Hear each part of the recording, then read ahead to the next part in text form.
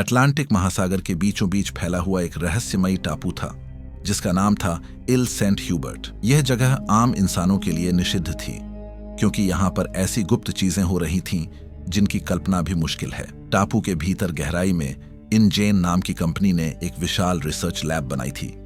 यहाँ पर वैज्ञानिक दिन रात खतरनाक प्रयोग करते थे। उनका उद्देश्य था ऐसे डायनासोर बनाना जो पहले कभी धरती पर मौजूद ही नहीं थे।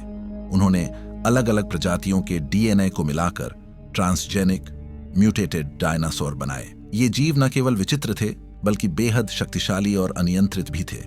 इन्हीं प्रयोगों के दौरान जन्म हुआ एक ऐसे डरावने जीव का जिसे देखकर वैज्ञानिक भी कांप उठे।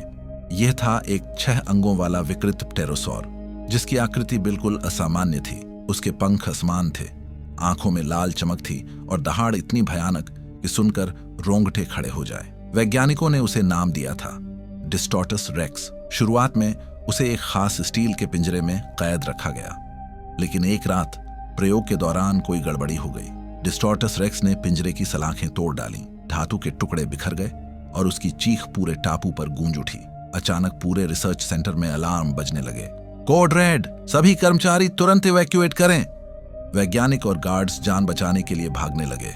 कुछ लोग डर के मारे जमीन पर गिर पड़े तो कुछ जल्दबाजी में दरवाजों से टकरा गए। चारों तरफ अफरा तफरी मच गई।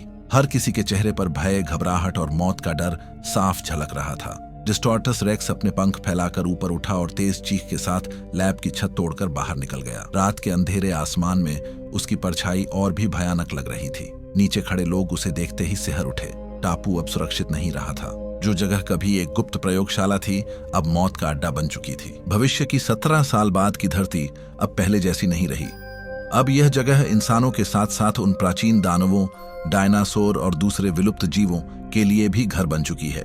आधुनिक विज्ञान और जेनेटिक प्रयोगों की वजह से ये जीव दोबारा इस धरती पर लौट आए हैं।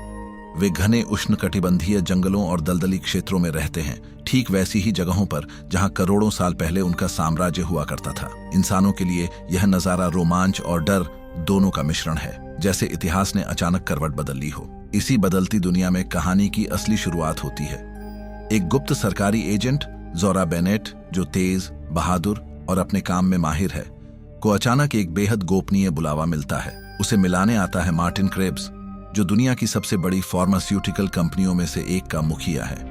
उसकी आंखों में लालच भी है और उम्मीद भी। मार्टिन उसे बताता है कि उसने एक अनोखी खोज की है।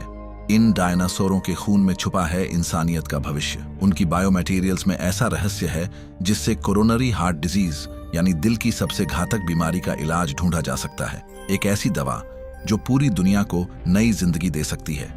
लेकिन समस्या यह है कि इसके लिए जरूरत है असली नमूनों की, और वे केवल एक जगह मिल सकते हैं। खतरनाक और रहस्यमयी आइल सेंट ह्यूबर्ट, एक टापू जहां अब भी डायनासोर अपनी असली ताकत के साथ घूमते हैं। जोरा के सामने मिशन रखा जाता है, उसे इस यात्रा का हिस्सा बनना है। उसके साथ होंगे 2 और अहम लोग। डॉ हेनरी लूमिस, एक जुनूनी पैलियंटोलॉजिस्ट जो डायनासोरों को सिर्फ पढ़ता ही नहीं बल्कि उनसे गहरा लगाव भी रखता है। डंकन किनकैड, टीम का लीडर, सख्त, अनुशासन प्रिय और हर हालात के लिए तैयार। जोरा ये सब सुनकर भीतर से हिल जाती है। उसके सामने 2 रास्ते हैं, या तो इस असंभव से मिशन को ठुकरा दे या फिर मौत से टकराकर उस रहस्य को हासिल करने निकले जो करोड़ों लोगों की जिंदगी बदल सकता है। उसकी आंखों में हल्की सी बेचैनी और दिल में तेज धड़कन होती है। उसे पता है यह सफर आसान नहीं होगा। यह सिर्फ मिशन नहीं बल्कि एक ऐसी जंग है जहां इंसान और डायनासोर आमने सामने होंगे।